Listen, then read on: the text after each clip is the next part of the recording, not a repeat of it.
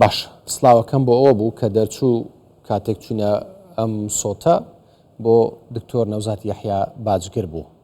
باش دکتۆر بەخێر بێ. سوپاست دەکەم مەمنونتانم. بەخێر بێ. ئێوە ماندی نەبن. چۆن بتناسێنین دکتۆر؟ لێرەوە نەوزات حاجی یەحیا. نەوزات حاجی یەحیا خۆی ناسراوە پێویست بە هیچ شتێک ناکات. سوپاستان دەکەم.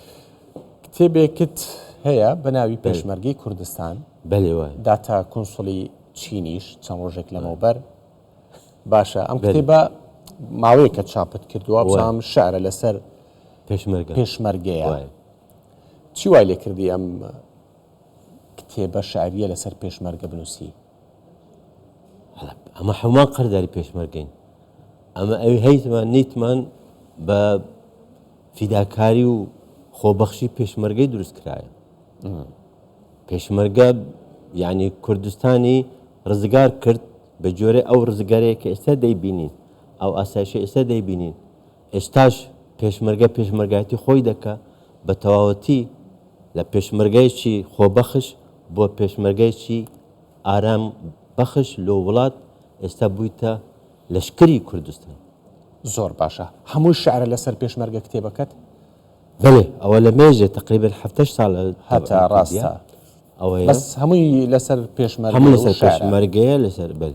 جا دواتر لە کۆتایەکەی بەر لەوەی خلاص من پێویستە شعرێکمان بۆ بخینیەوە. لێرە هەندێک باشە دکتۆر بۆ شعر دەنووسی حەزە؟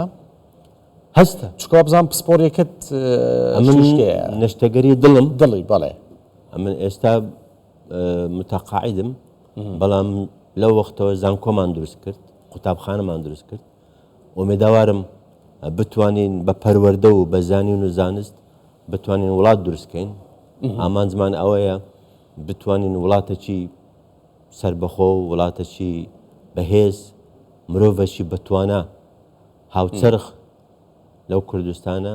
ئێستاش لە پسپۆرێکت کار دەکەی ئەوەی کە شەرگەری دڵە؟ من تەبیب جەراحەتی ئێستا ناکەم. نایکەی؟ باش تەمەنم ئێوەی ئەی دەرز دەڵێەوە یان ناڵێەوە؟ ئەمن هەندێک محازرات و مؤتەمەرات شتم هەیە لە گەرزانکۆی ئەدی بۆ شعر دەنووسی حەزێکە بۆ خۆت؟ هەستەکە هەستە یعنی هەموو ئینسان هەستێکی هەیە. ئەو هەستەی ئەتوو بە ڕەنگ دەریبینی ڕەسم دەکەی بنووسی شعریان هەست دەنووسی. ئینسان هەستی خۆی دەربێخیتن ئەو شتێک کە لە ژیانی فێر بووە دەتوانیتن ئەوانی دیکە پاشە خۆی یان پێشە خۆشی بتوانن ئەو هەستانە تعبیر لە خۆتەکە ئەو شارانێکە لە خۆم دەکاتن لەو ئاستەی کە وڵات تێپەڕی ئەوانش تەوسیق دەکە هەندێک جار. باشە تۆڕی کۆمەڵاتی بەکارهێنی؟ دەکاردێنم. بەکاری دێنی کامیان؟ بەڕاستی فێسبووکە ئەوان فەیسبووکت هەیە خۆت هەیتم زۆر کەسیش بە ناوی منش داینایە بە ناویان داە بەڵام خۆش تێ و بەکاری دێنی؟ خۆشم بەکاری دێنەوە. نە ئەڕۆ دیجیتال میدیا یەک لە پێویستەکانی ژیانە. ئەدمینت هەیە یان خۆت بەڕێوەی دەبەی؟ نە هاوکارم هەیە لەگەڵم ئیش دەکەن و ئەمن پێیان دەڵێم ئەوها بکەن ئەوها بکەن. هەندێک وەڵامیانە دێوە؟ ئەگەر مەجالم هەبێ ئەگەر مەجالم هەبی بزانم پێویستی بەو قسانەیە یان بەو ئامۆژگاریە یان بەو ئیشانەیە ئاد وەڵامی دەدەمەوە. فەیسبووک زیاتر ئەی بۆ لە تیکتۆکیش ئەتبینین؟ تیکتۆکی بەکارهێنی؟ هەندێک جار. بەڵێ. بۆچی تیکتۆک؟ هەموو هەر کەسێک شێوازێکی هەیە. هەر یەک لەو سۆشال میدیایانە کودەلەی تارگێتێکی هەیە جێگایەکی هەیە بە جۆرەوی چەند بتوانێت شتێک هەڵ نەبم لایڤیشت دەکردەوە هی تیکتۆک وانە؟ لایڤت دەکردەوە یان گرتە ڤیدیۆت دادەنا لە من کورتە ڤیدیۆم دادەنا ڤیدیۆ ڤیدیۆم دادەنا ئێستا کەمترە بۆچی؟ نە ئێستاش ئەگەر وەختی بێتن یان شتێکم هەبیتن بیلێم ئێستاش دەنووسم ڕانەوەستایمە. بەڵام هەروەشی گوتت وەچی گەوارەیە کە بارانەکە دێتن بروسکلی دەدا ئەو جەر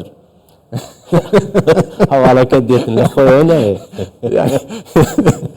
یعنی وەکو شارەکە و ئەینووسی خۆم دەنووسم و دەینووسم و نەشیلەکەم و باشە دەڵێن شعرەکانی لەوانەیە باش بن بەڵام کە خۆی دەیخوێنێتەوە وانە بێ وانێ ئێستا بۆ من ئەوەی وەرە خەونم بۆ ترێند. بەێ هەندێک خەڵشتر گوت بوویەوە هەندێک جار ڕەخنەت لێ جیران هەندێک جاریش دەستخۆشی بوو. نانە بڕۆنە هەر کەسێک دەنجی شێوازەکی هەیە و زمانی لەش پێویستە یعنی ئەتو بە زمانی لەش کە قسان دەکەی دەئەخفی حرکاتی چاوت حرکاتی ئەوانە زۆر تەسیر دەکاتن فهەندێک جار مەسەلەن ئەمە خۆم حەز دەکەم بیڵێم هەندێک جاری دیکەش کە دەبیتە شتێک ئەوان دیکە دەیانەوێت بیڵێن دەڵێن بیڵێن چونکو دەنگ هەندێک زۆر کەسێک دەنجی لەمە خۆشترە هەندێک کەسێک جوانتر کەلیماتەکان دێنیتە جێی بە اعتیادیە چی تێدا ئەگەر ئەمنش بم یان منش بێتن کەس دیکە کام شاعری خۆت پێخۆشە ها کام شاعر هەمویان بەس خۆشترین شعر ئەوەیە کە دلم نە شاعرم نە هونەرمەند مێشکی خۆم دەکەم دەوڵەمەند نە شاعرم نە هونەرمەند مێشکی خۆم دەکەم دەوڵەمەند ئەو چی ئەوە جوانترین شتە ئەو مانای چییە معنای ئەوەیە ئەمن عالم ئەگەر ئەمن شاعر بم عالم بە شاعرمدا دەنێتن ئەگەر هونەرمەند بم کەسی دیکە بە هونەرمەند دەبی بمزانێت ئەمە خۆم ناتان بڵێ ئەمە هونەرمەندم یە شاعرم ملت کەسی دیکە دەبی خەسی دیکە بکاتن بەڵام مێشکی خۆم دەکەم دەوڵەمەند بەو هەستانە مێشتی خۆم تەجروبەی خۆم لە ژیان دەوڵەمەند دەکەم باش ئەدیبەکان ئەوانەی شعر و ئەمانە ئەنووسن نەکەوانێک کە دەیخوێننەوە زۆر کەیفیان بە سۆشیال میدیا نایە زیاتر حەزیان بە نووسین و ئەو شتانەیە کتێب و ئەمانە بۆ تۆ چیە سۆشیال میدیا دنیای سۆشیال میدیایە ئەمن ئەو کتابە ئێستا لە بەرەوەی دامە قونسلی چینی جەنابەت ئەمنتان هینا ئەمن 7 ساڵە 10,000 نوسخەم تەبع کردێت تەوزیعم کردێ ڕاست ئەو کەسانێک کە دەخینی لە ڕەفدای دەنێتن بەڵام میدیا ئەو زمانەی هێزی چارەمە هێزی چارەمە دەبی بەباشی بەکاری بینی کە بەباشی بەکاری دێنی دەبی عالم بزانیتن کە تو ئەوە لۆ فایدەیە لۆ چاکبوونە لۆ خزمەتکردنە لۆ تاکبوو لۆ کۆمەڵ چەند منداڵ هەیە دکتۆر ئەمن 4 منداڵم هەیە 4 منداڵ هەیە کوڕ کچ 3 کچ و کوڕەکەم هەیە تەمەن درێژ و 6 نەوەم هەیە ماشەڵڵا تەمەن درێژ بن خۆش بی سەلامەت بی دکتۆر سپاسان دەکەم هیچ شعرێکی نوێت هەیە من زۆربەی شەو دەنووسم بەڵام هەندێکی نەشر ناکەم کتابم هەیە حتا ئێستا من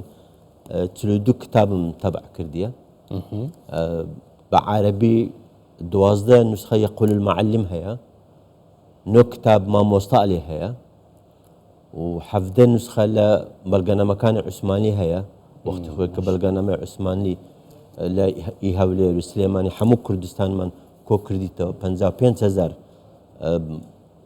بەڵگەنامەیە کردیمانە کوردی باشە هیچ شعرت لەم دوایانە نووسیوە دوای شعرت چی بوو ئەوەی دکتۆر دەشتیمان بینی ها ئەوە ئاخیر بوو حتا ئێستا ئەو شەوەی کە وەفاتی کرد خوا عەفوی کە 50 ساڵە بەرادەرین 50 ساڵ برادەر 50 ساڵە بەرادەرین تەمەن درێژ بن دکتۆر بەڕاستی ئەو هەستەم لۆ هات و گوتم دەشتی بەهشتی بەهشتێ لای تۆ خۆی لە ژیانش بەهشتی بوو ئێوەدارم خودداش بەهشتی بکات باش ئەی بۆ ڤاڵانتاین لە ڤاڵانتاین نزیک بووینەوە ئێوایە دوو ڕۆژی هیچ شعرێکت ئامادە کردو بوو ڤاڵانتاین ئەمە بەنیازی بەس گەوارەکە بێتن بروسک لێ بداتن گەوارە نێتن باران نەباریتەوە نانە مێشک وایە مێشکی ئەو کەسێک کە هەستیارە یان شاعیرە ئەگەر تەسیرێکی نەبیتن ئامانجەکی نەبیتن وەختێکی نەبیتن ممکنە هەستەکەی لۆ نایەتن زەتا ئێستا ئەو هەستی ڤاڵانتاین ڤاڵانتاین نهاتێ وەختی نهاتێ پێشتر نووسیتم بەس ئێستا لۆ ئەو جارەی ئی ساڵی 25 نهاتێشتن زۆر باسی سینگڵانیش دەکەی دکتۆر خوا بکەم سنگلەکان هەموو دەبنە خێزاندار بە زووترین کات زۆر زەروریە سنگلاتی وەختێکی باشە ئینسان دەبی خۆی بچەسپێنیتن بەڵام بە زووترین کات دەبی خێزاندار بی خێزاندار بۆ لە بەرەوەی خێزانداری زۆر باشترە و جوانترین خێزان گەنج یعنی کوڕ بە خێزانداری دەبیتە پیاو کە بووە باب منداڵی بوو دەبیتە باب کەواتەوە پەیامت هەم بۆ پەیام لە هەموو کەسێک نەک بەش لەوانە هەموو کەسێک ئەوەیە ومێداوارم بە زووترین کات بەخوا سینگڵمان زۆرە دکتۆر والله ئینشاءالله خوا قسمەتیان هەڵدەستێنی بڕێک لە شروعی خۆتان وەرنە خوارێ و مەلێن هەموو شتێکمان پێویستە دەبی مەلێن نییە ماڵ و حاڵ نییە ماڵ و حاڵ ئەوە مەلێن ئەی چی بڵێن پیا بکەن پێیا بکەن زۆر باشە دکتۆرە توانی شارێکم بۆ ئەمن بڕۆنە کتابێکی دیکەش ئەتلسی کوردستان ئەوە ئەتلسی کوردستانە خەریتەی کوردستان لە ساڵی 1970ەوە 1940 ساڵ لەوە پێشتر یەکەم خەریتەی کوردستان جبەل الئەکراد نووسرایە لەسەری ئەوە جوزئی دووەمە حتا ئێستا 2000 تەبع کردێ هەموو دام و دەستگایەکان نردیتمان ئەوە سامانێکی نەتەوەییە لە هەموو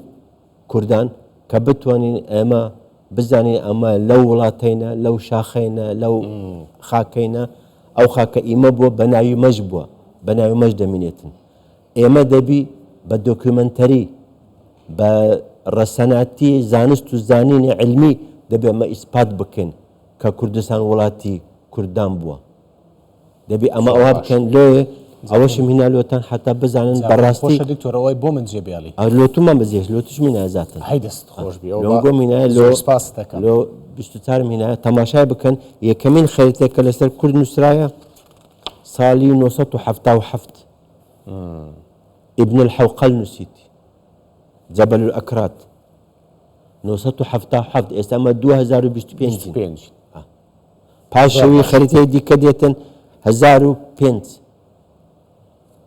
156 خەریتەی تێدایە هەموو ناوی کورسان تێدایە و هەمووش بەڵگەنامەکانی تێدایە کە لەو جێیکە وەرمان گرتیە ئەمن لە هەموو مەتاحفەکانی دنیاە گەڕاینە لە ئینتەرنێتەکان گەڕاینە و لەیانمان ئاشنایەمان وەرگرتیە ئیزنمان لیان وەرگرتیە ئەوزە تەبعمان کردیە و ئەوەش دادنێمە بندەست هەموو توێژنێرێک هەموو کەسێک و ئێوەدارم هەموو کەس فایدە لێ بینیتن و لە مەکتەبەکان و زانکۆیەکان بخیندرێت دەست خۆش بێ دکتۆر بەر لەوەی داوای شارەکەت لێ بکەم هی پێشمەرگا فترێک لەمە بەرهابینی مام ئەو شارچێتیە هەبوو لە نێوان باڵێن باسی هەولێر و سلێمانی و نازانم چیە کرا وانە تۆ لەگەڵ ئەوەی زۆر جارەیان ئەمن سلێمانیمە هەولێریمە دۆچیمە کەرکوچیمە هەموو وڵات ئی منە کوردستان ئی خۆمان 6 باسی هەمووی ناکەم ئەمە 6 ملیۆنین جێمە لەو تێلێکی دەبێتە لە سین ئەمە نابی ینی ئەمە هەندێک کەسەی دەڵێ بابیلی بەڵام ئەمە دەبی خۆشەویستی خۆبەخشی نەتەوایەتی بچێنین لە ناو ناخی هەندێک دەیانگوت ئەوانەی بەر دەرگای قەیسەری هەولێر ماستاوچین کۆیلەن ماستاوچیشمان هەبووە ئاراستە ئەمن لە بیرمە ماستاو فرۆشە بوو لە ئەمە بەستان لەوە نییە نانە باوە بنیاوە لە خۆیان بلێن چی تێدایە ئەمن جوابیان نادێنەوە جواب نادێەوە کووە چوانمان لێ دێ ئەوانەی ئەو قسانە دەکەن خەڵکی سلێمانی نین خەڵکی سلێمانی نین ڕسەنی خەڵکی سلێمانی نین ڕەوشتی پاچی سلێمانی نین زۆر باشە دکتۆر ئەو جا شارەکەمان بۆ بخینەوە ئەو لە پێشمەرگەی لۆ دێنم ئەرەوە لە بۆ پێشمەرگە بەدڵی خۆت کامیانت پێ خۆشە دەڵێ پێشمەرگە دۆست بوو برا و برادەر بوو بیر و بڕوا بوو هەناردەی بڕوا بەخوا بوو ئەوەیە ئەساسی پێشمەرگە شاریش کەشەتەوە بخوێنیتەوە دەڵێ پێشمەرگە شاخ دەسەڵاتی لەوی وەرگرت ئاو ڕوونی لە خوێنی وەرگرت هەوا فێنکی لە عارەقەی وەرگرت خاک پیتی لە فیداکاری پێشمەرگەی وەرگرت سوپاس دەست خۆش بێ دکتۆر زۆر سپاس بۆ دکتۆر یحیا بازگەر مەمنونتان ئومێدەوارم بتوانن خزمەتی بکەن بەس شتی ڕۆناک و بیر و چشت پیشان بدەن سلبیات بۆ ئەوە دەخینە ڕوو بۆی چارەسەر بکەن ئەگەر هەبوو چارەسەر بکرێ بەس کودەلەی با پەرت نەدات چشتی ڕەش پیشان مەدە انشاء الله سپاس دەکەم مەمنونتان زۆر سپاس ئەمن مەمنون یاڵە دەستان خۆش مەمنون ئەمن مەمنون زۆر سپاس دەکەم بەخێر بێت. سەرچاو. فەرموو. مەمنون